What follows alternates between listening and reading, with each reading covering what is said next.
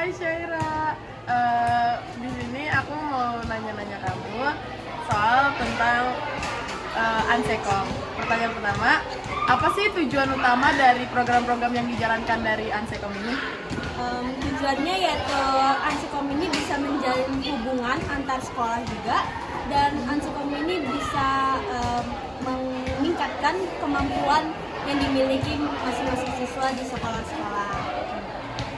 Oke, yang kedua, siapa sih target-target penerima manfaat dari program tersebut?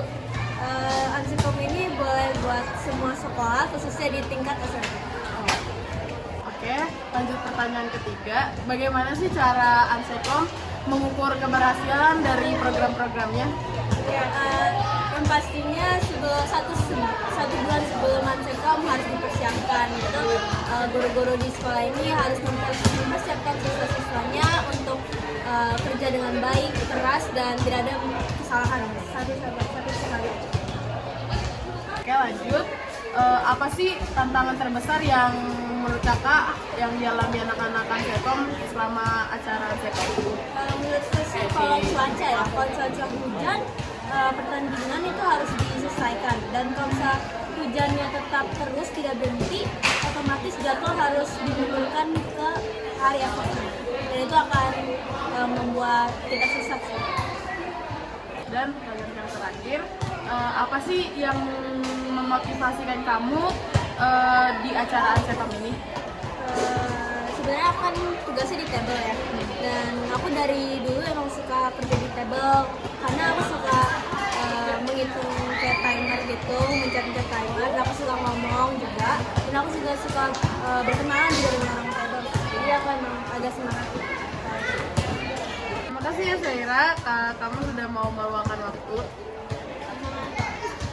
Siang Miss Elsa. Siang. Jadi siang ini kelompok aku mau wawancara soal tugas sosiologi kami.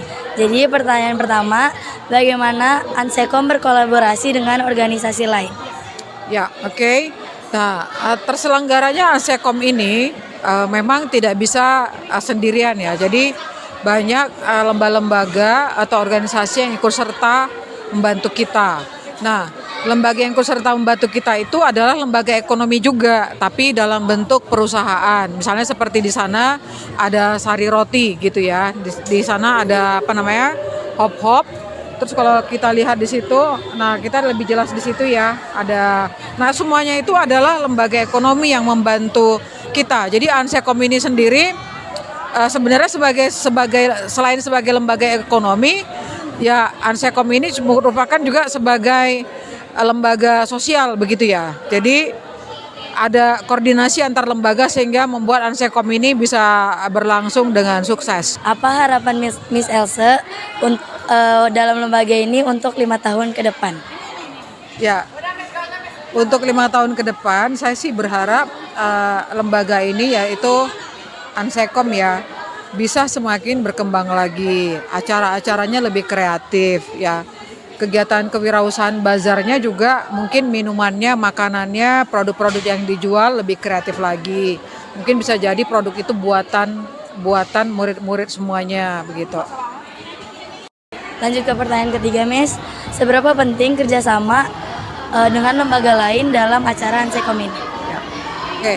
Jadi suatu lembaga sosial di sini sepertinya memang tidak mungkin bisa berdiri sendiri ya, namanya juga sosial begitu.